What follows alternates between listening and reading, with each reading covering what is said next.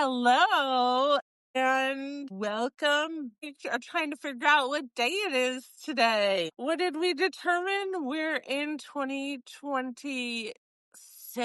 Yes, and it is Friday. Yep. Today is Friday, January 2nd. Second. Friday. Mhm. Good morning, Julie. How are you? I'm good. I'm good. It's Not believable. it's been a long few weeks. Certainly has. It's a lot of work to have joyful holidays.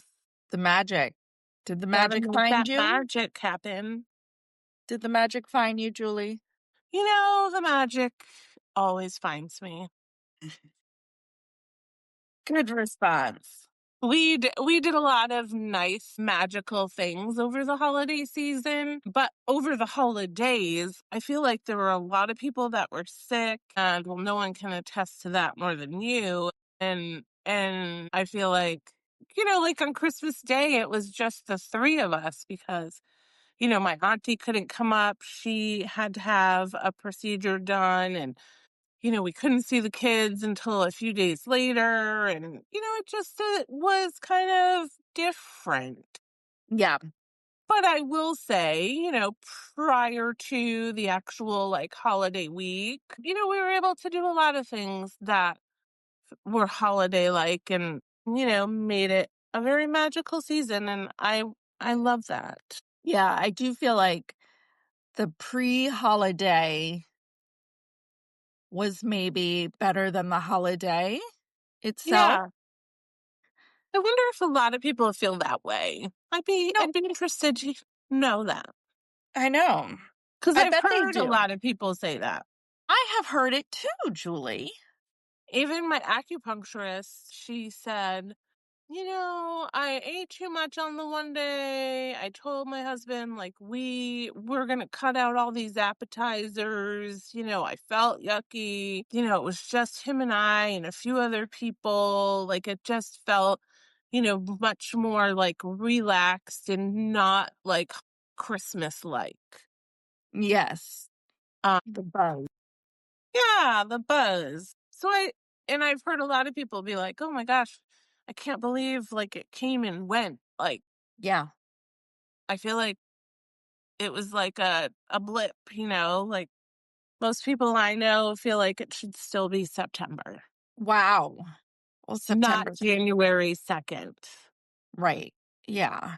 September would be a little bit much, but well, here we are. Here we are in 2026. Here we are, and we're going to have one of, maybe a few episodes where we recap and look back at 2025.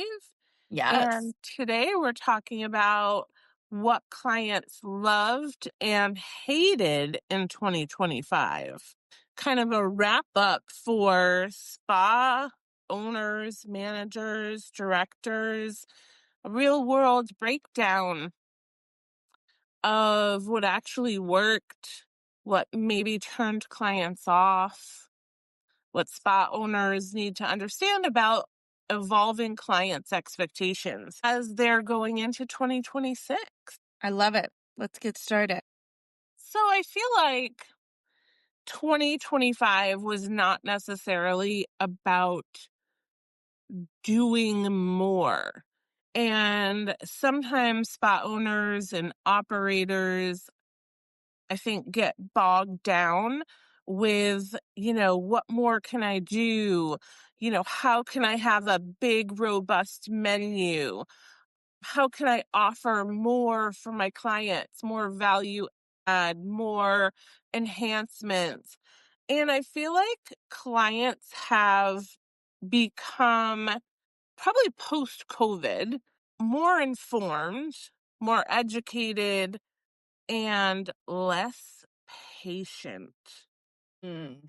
And so I think that we're going to talk today a little bit more about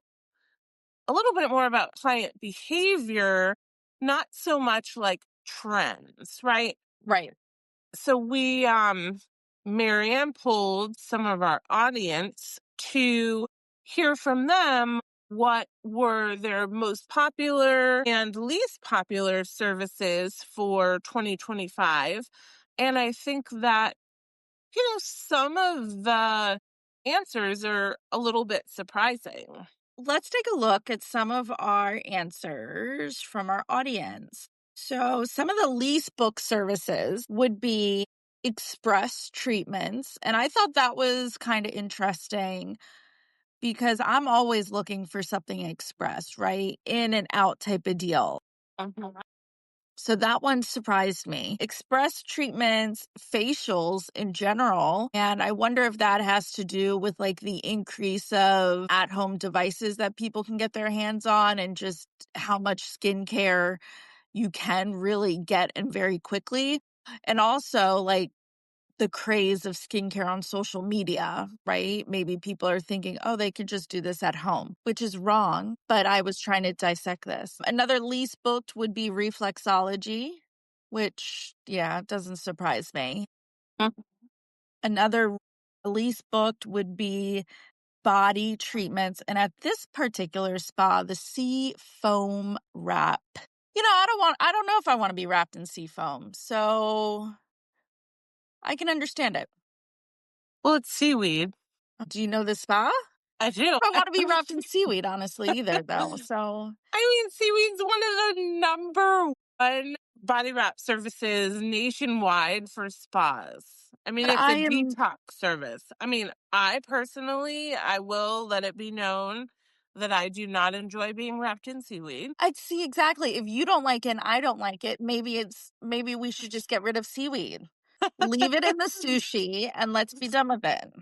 Oh, right. I mean, so I think, I disagree with some of these, even though people are saying they were their least book services.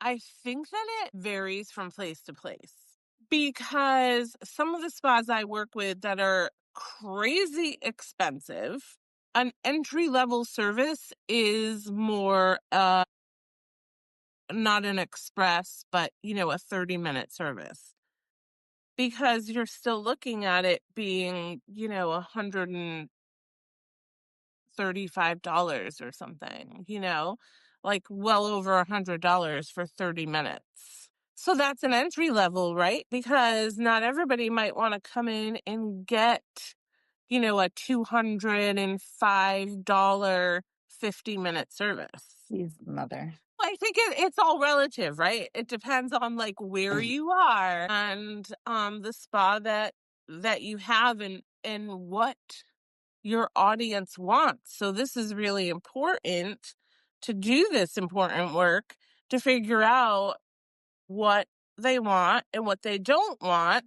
And what I'm seeing a lot is guests don't really, and I agree with this. However, I can't always do this in every spa I work with because, they don't always agree with this. Guests want simplicity. Yeah. Like if you have 12 facials on your facial menu, most guests are not experts to know what facial they should choose. Yes.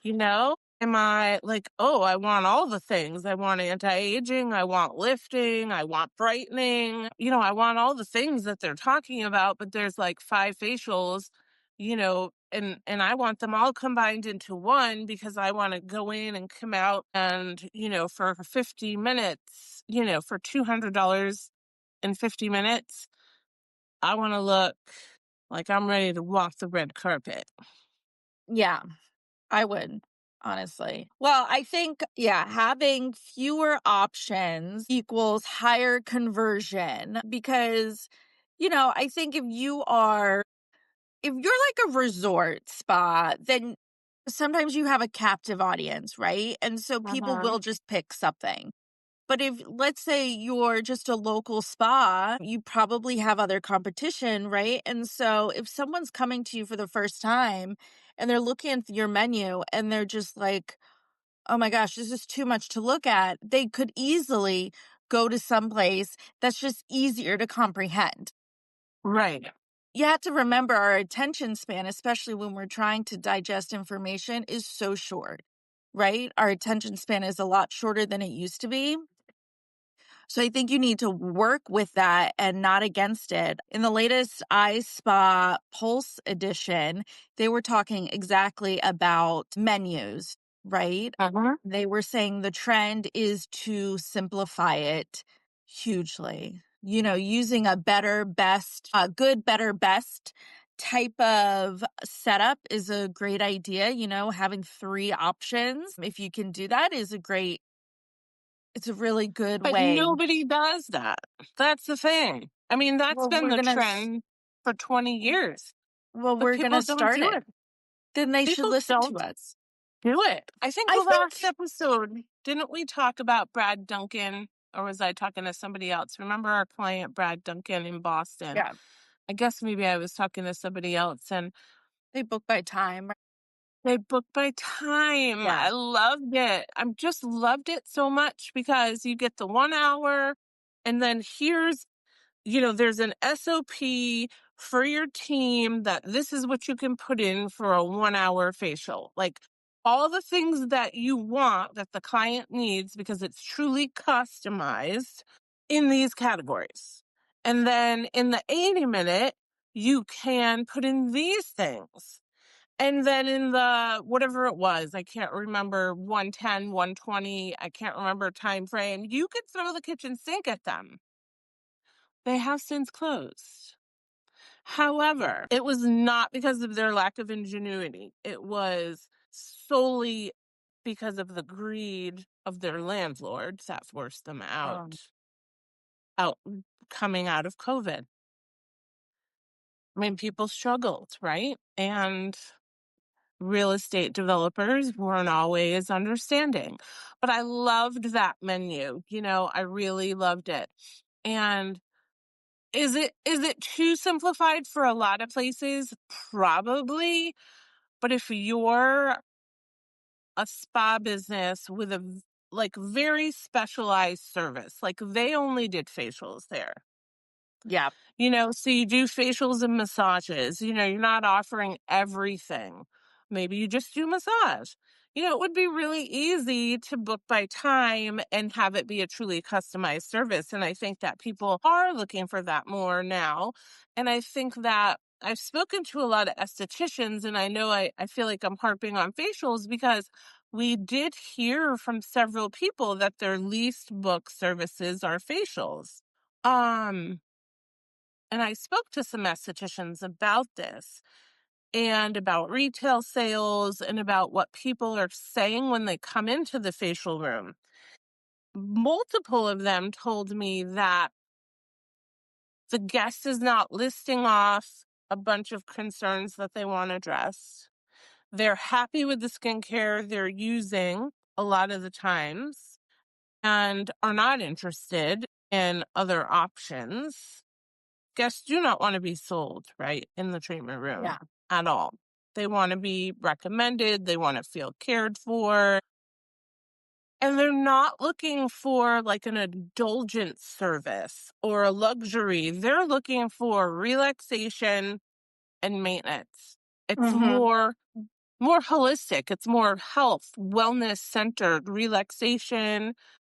And I am finding, from conversations with estheticians that it's much harder to recommend home care to these people. Now, I'm not saying this is all the people, but I am saying that people, I feel like in this world we're in right now, Ain't that it's the hard to truth? relax if you have 15 facials on your menu, right? Yeah. And I find that if you have like your number one service is always the signature service. So it could be your signature massage, your customized massage, whatever you're calling it, the name Right. of your business, Spa Hive signature massage, whatever the name of the business is.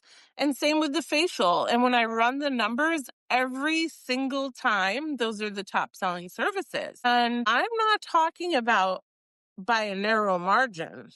I mean, I just ran the 2025 services for one of the big properties that I work with, and their signature massage outpaced every single treatment on the menu by over $2 million.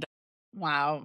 Not even close. So does that signature massage have a time, like, are there different time durations for that, or is it signature massage only offered in 90 minutes? What is it? No, it's time durations, and the most popular is the lowest, the 50-minute. Yeah. And next, most popular service before any facials is the 80-minute. Then we come into the signature facial becomes the next most popular service. But I'm telling you, it's over $2 million below those. Not close at all. Mhm. What does that say for us all? You know what I mean? Do we make our menus smaller? Yes. Yes, we do. MaryAnn says it. We do. I also think that from my conversations, right, spa owners are surprised when people aren't interested in, the fancier, different services. And I think that, similar to the iSpa study or survey, guests want to clearly understand their outcome. Yeah. So a service may sound fantastic, but what are you going to get out of it, right? For your money. Like they want to know what's going to happen. I think it has a lot to do also with like decision fatigue, right? I feel like all of us have so much decision fatigue. Right. So sometimes when people are just going to book a service, they're automatically just going with what they know, right? Because they don't need to think about it too much. They're like, Right. okay, like you might have this amazing new seaweed wrap on your menu, but, that might not get booked because people are like, oh, I can't make that type of decision. Just give me a massage, give it to me for 50 minutes, 80 minutes, and be done with it, Uh-huh. right? So I think if you can just really help them with that decision fatigue, it's going to go a long way. It would go a long way. Yes. Yes. Uh, yeah. I think, Mhm. you know, as we move into 2026, I think it's really important for us, like the leaders of the industry, people that are spa owners, spa managers, spa directors, to remember that the world has changed from 2019 to 2023 to 2026. People want to walk in, they want to have confidence in the service that they're booking, they want to understand what they're booking, they want to understand the outcome, they want to understand the price, they want it simplified. They want to walk in, and I know we've said this before or similar to this before, but they want to walk in and they want to be welcomed and held and treated in a way that they don't get treated outside the spa, which is a very stressful, overstimulated environment where they can relax, they can decompress. Whatever the service is that they book, they get what they're looking for. And a lot of it comes down to what does it come down to? No. I was like, this sounds good. Yeah, right. Um, I lost my train of thought. A lot of it comes down to, oh, it was Right. so good. And a lot of it comes down to we all want to be seen, right? And I want to go to a spa and I'm willing to spend the money, but I want to come out, feeling like a better version of myself. Like, is that too much for us to ask from spas? I don't think it is. I think that with a few little tweaks, and I'm not saying completely redesign your treatment menu, because, there'll be the one-offs that want the seafoam body wrap. I will have you know that is a popularly booked treatment. I However, don't know not why. not in the top 10 probably. Because this particular spa has like 40 treatments that you can book when you go there. I'm not saying I totally agree with that. However, Sometimes we do what we're asked to do. And so, yes, your like reflexology service or your Reiki service, sometimes you want to have them on the menu because it is something different and you will have that client that needs that. And you're there to serve, the 10% of population that might book those services. So I'm not saying remove them from your menu, but I'm saying that only 10% of your guests are going to book those services. Even body services, they always fall far lower than massage and facials. So when you're spending your energy, spend your energy on the things that are most booked. Do your due diligence on this first week of January and go into your computer software system and print out a report to see what your most and least booked services were and spend time cultivating those things. Not saying you have to drop the rest off your menu, but don't lose sleep because they're not being booked. When you revamp your menu, that's a good time to decide if you want to change it, make it simplified. But at the end of the day, the clients will keep coming back, not for what's on your menu, but for how you make them feel. Absolutely, Julie Pankey. I love it. I think when you're talking about, pulling all your reports and looking at things, reminder to also pull those reports when it comes to retail and what you're selling, right? What are your top sellers and what you can just leave behind in 2025. But Uh-huh. also you can use that information to spearhead some of your marketing too. So we're not just saying use this to redo your menu or promotions, right? Like we're not saying to discount things, Right. but you can use it as like educational tools for your marketing, right? What do you want to focus about when you're trying to reach your clients as well? So I think that's super important to take the time to look at the data that you have. Yeah, say you have this elusive seafoam body wrap and you love it and you Personally, think others will love it too. It's just misunderstood. Share on your that's social true. media why people would love it. What are the benefits of it? If you talk people's language of, detoxifying, starting the year off right, Right. that might sell the service. Like you love the service, you put it on the menu for a reason. You may love a service that you're just like, why aren't people loving this service too? As MaryAnn said, it's a good opportunity if you want to make it successful. Share on social media, email blasts, any marketing that you do, in spa marketing, the benefits of the service, and that potentially could increase booking. That was a good conversation about looking back at our most booked and least booked services of 2025. I'm curious if you agree with kind of what our audience said, and if you have services that you've started out and they were not great sellers and you've turned them around and made them one of your top sellers, let us know what you did and how you were successful. And we'll look forward to seeing you again live here next time in the Spa Hive Business Bestie series. Bye, Bye, MaryAnn. Julie. Bye, listeners.